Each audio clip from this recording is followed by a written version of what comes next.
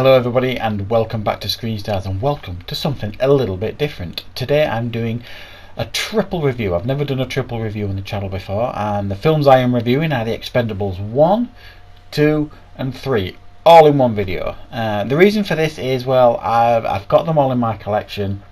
I'd only seen the Expendables films at least once, maybe the first one I've seen a couple of times. So I thought I would re-watch them and give you my thoughts and scores for each of the films. And the first film obviously is the Expendables. It was a concept brought about by Stallone. He had a desire to bring all these famous action stars, past and some present, and put them in one film together and give us like an action film that was very reminiscent of things we'd seen in the 80s. He wanted to have a callback to the 80s. And the first film came out in 2010. It was directed by Sylvester Stallone. And it focused on his group of Expendables who are essentially hired by the CIA by a guy called Church, who is played in this film briefly by Bruce Willis.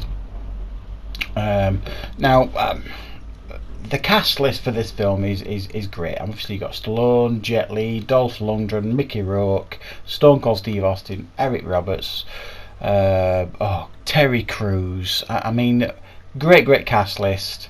Jason Statham, obviously.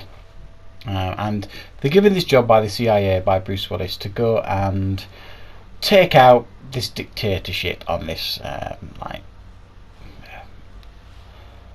made up island, like in South America sort of thing.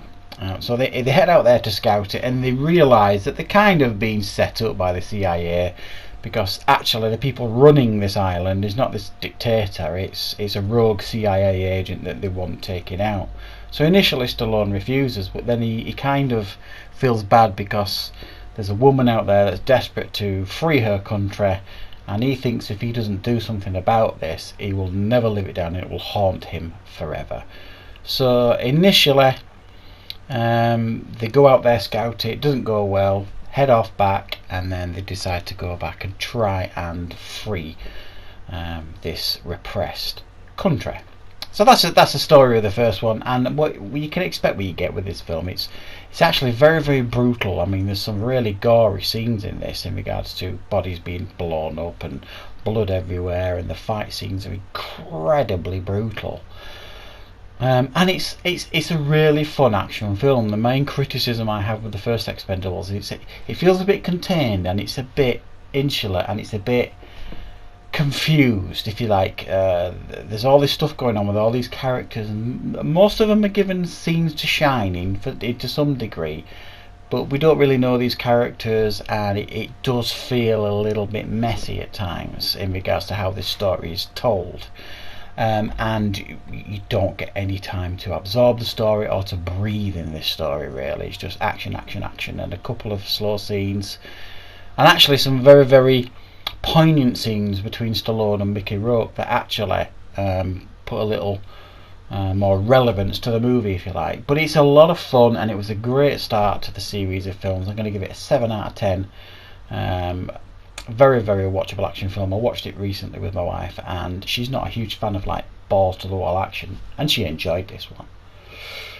So now we move on to the Expendables 2. Now this one was released in 2012, 2 years after the first film, and this one we get added to the cast list. We get people like Chuck Norris, Liam Hemsworth and Jean-Claude Van Damme added into the mix here.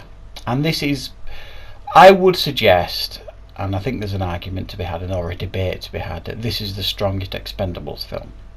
And this film focuses on Stallone's group of Expendables. They have now recruited Liam Hemsworth into the mix, who's like an expert sniper. He's a bit of a young kid.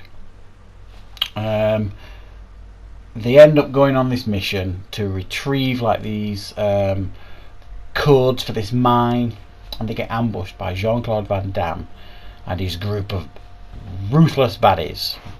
And they want this package that they have collected. They don't have any choice but to give it up, because they have taken Liam Hemsworth captive. One of Stallone's group is killed by Van Damme, and he vows revenge, and he chases Van Damme and his crew of bandits all across like Europe, Romania, places like that, to try and track them down, find them out, and Stallone is on a mission to take out Van Damme and his crew of bad guys. And along the way he meets people like Chuck Norris, yeah, this is a better film than the first one. It felt more relaxed in regards to the characters. They're starting to flesh them out a little bit more. They're starting to add more bits to the personality. Dolph Lundgren's got more to do in this one. I like his character, is really fun in this one. And critically as well, Schwarzenegger and Bruce Willis have got a bigger role in this second time round, and it's a joy to behold to see on screen at the same time Stallone, Schwarzenegger and Bruce Willis all in one scene killing the bad guys. And it's iconic, and it was really, really fun. And the last half an hour of this film was just bloody great. You know, it's full on action at this airport.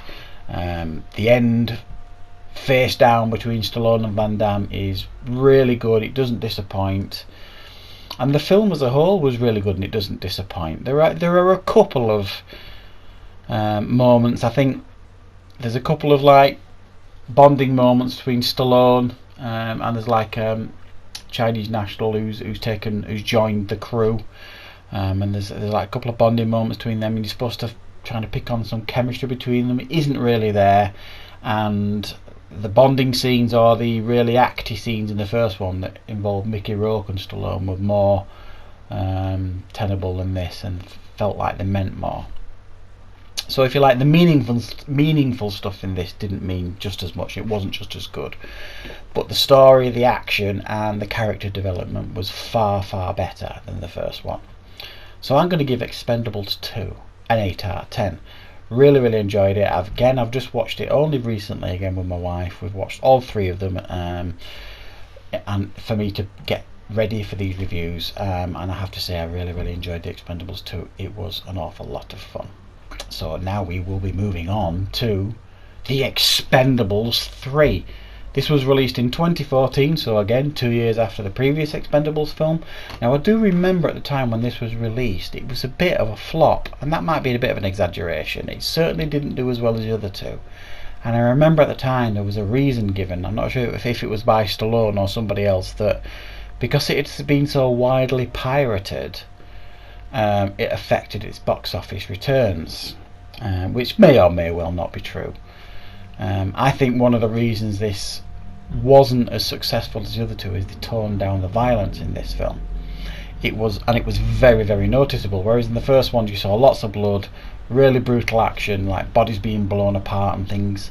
None of that in this film. There was very, very little blood in comparison to the other two, and I think that tone back on the violence and that pandering to try and get a bigger audience harmed the film. So we know that, I think Stallone's just announced recently there's an Expendables 4 in the works, so I hope he learns his lessons from Expendables 3 and goes back to a hard R rating with Expendables 4.